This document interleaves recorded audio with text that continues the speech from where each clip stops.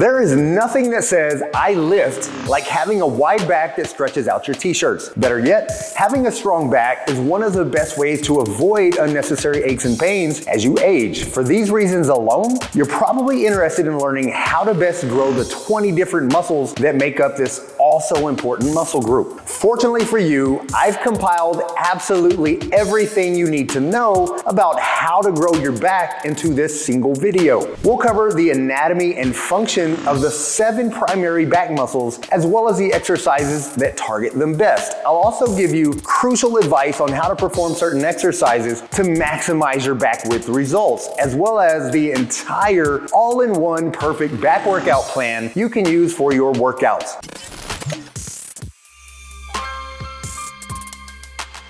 Learning the anatomy of the back is crucial when it comes to understanding how to train its different regions. For example, the back consists of 20 separate muscles, although we generally only have to worry about training the following 7. The lats, traps, rear delts, rhomboid major and minor, teres major, and the spinal erectors. All of these muscles perform one of 4 primary functions. The first is shoulder extension, which is pulling the arm down and behind the body. The muscles responsible for this movement include the lats, rear delts, and teres major. The second function is shoulder adduction, which is pulling the arms in toward the body from the sides. The muscles that perform this action include the lats and teres major. The third function is scapular retraction, which is squeezing the shoulder blades together behind the body. The muscles responsible for this are the rhomboids and the traps, specifically the middle traps. And the fourth function is trunk or spinal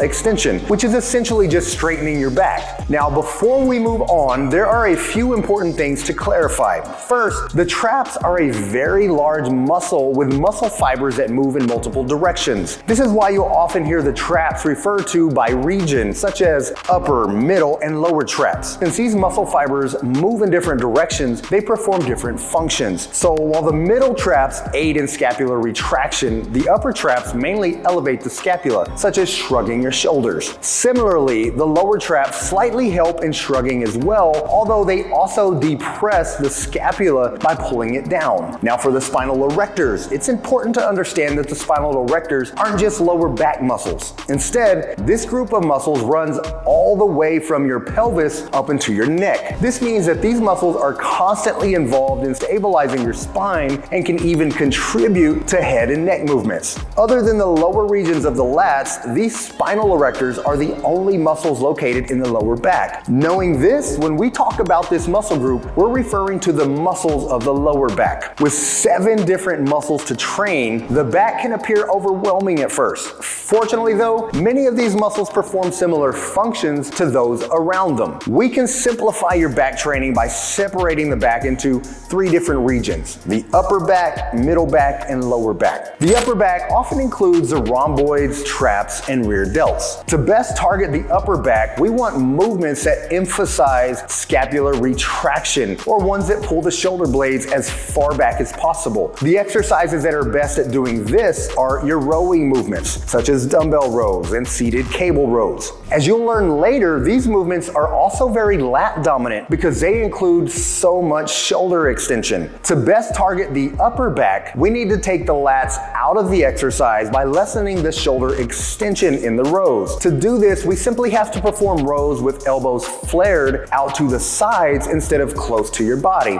This minor technique adjustment will highly emphasize the scapular retraction part of the exercise and heavily target the traps and rhomboids. Now, does this upper back focused row done with flared elbows remind you of anything? If you look closely, you might realize this is a very similar motion to a pec deck reverse fly, an exercise that's used to target the rear delts. Although I didn't mention it earlier in this video, the rear delts are also responsible for horizontal shoulder abduction, which is the motion of pulling the arms out to the sides and behind the body, as in a reverse fly. It just so happens that upper back focused rows almost perfectly mimic this exact motion. Because of this, grouping the rear delts in with the upper back makes complete sense, although they clearly get trained in many other back movements as well. Now let's talk about the middle back. The middle back consists of the lats and teres major muscles. Unlike the upper back, there should should be no confusion here. The teres major and lats are basically identical muscles in terms of how they function. If you remember from our earlier anatomy lesson, both muscles perform shoulder extension and shoulder adduction. Shoulder extension exercises include any type of dumbbell, cable, or machine rows, as well as accessory-like movements such as a cable pullover or straight arm pull downs. Meanwhile, shoulder adduction exercises are going to be your pull-ups and your lat pull downs. In case you couldn't tell, these two muscles get trained in almost every single back exercise. All right, now for the lower back. The lower back consists of primarily the lower regions of the spinal erector muscles. To best train these muscles, we need to perform exercises that involve flexion and extension of our spines. This includes exercises such as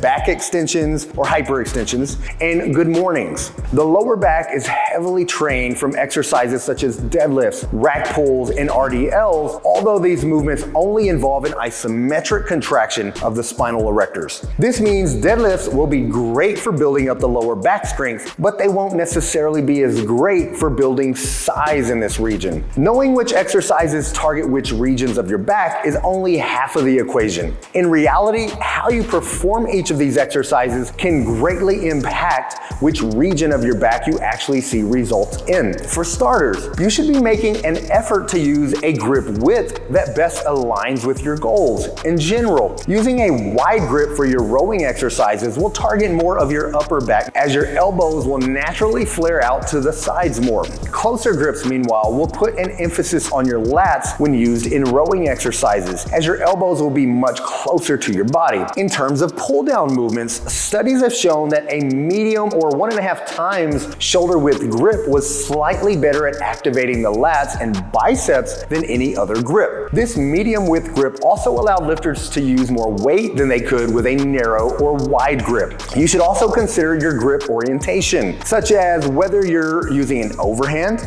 underhand, or neutral grip. This 2010 study found that using a pronated or overhand grip on lat pull downs resulted in more lat activation than any other grip orientation, regardless of grip width. While this same data may possibly apply to rowing movements, it's important to remember that a pronated grip often flares your elbows out more than a neutral or supinated grip. Accordingly, whichever row grip allows you to keep your elbows as tight to your body as possible will likely be best for your lat growth. All right, now let's talk about your back workout. When it comes to structuring a perfect back workout, you have a lot of options in terms of which exercises you choose. The important thing is that you choose a combination of exercises that will target each and every region of your back to ensure one region isn't being overworked while another is undertrained. In general, this means we want to perform as many upper back focused exercises as we do middle back exercises. Keep in mind that this workout is designed to maximize your back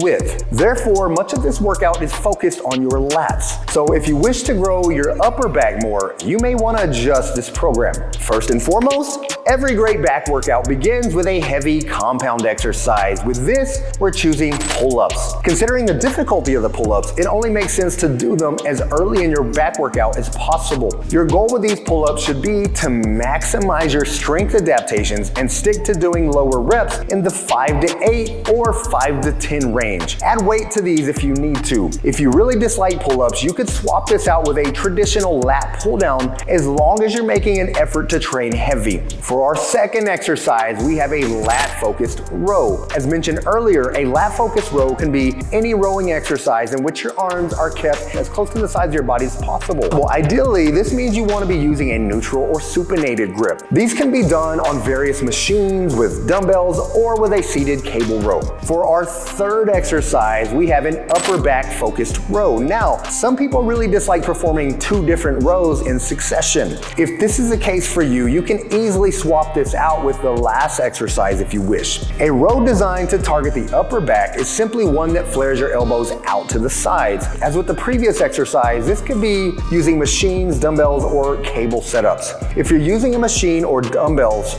try to use a pronated grip to maximize this elbow flare. Likewise, try using a bar attachment for your seated cable rows and use a wide pronated grip to maximally target your upper back. Last but certainly not least, we have the cable pullover. This exercise is great to use as a finisher, as it's more of an isolation exercise that requires much less effort to perform than a heavy row or lat pull down. Cable pullovers are fantastic for targeting your lats and rear delts, especially as they're already fatigued. Any grip works with these as well, whether that be a bar, rope attachment, or singular handles. Just remember to use a complete range of motion with these and control your reps. The information laid out for you in this video is designed to give you everything you need to succeed in growing your back, specifically its width. Don't forget that many of the things mentioned in this video, especially the final workout, can all be adjusted to match your specific needs and goals. Likewise, it's crucial to remember that a wide back is not just about how much muscle you're able to put on.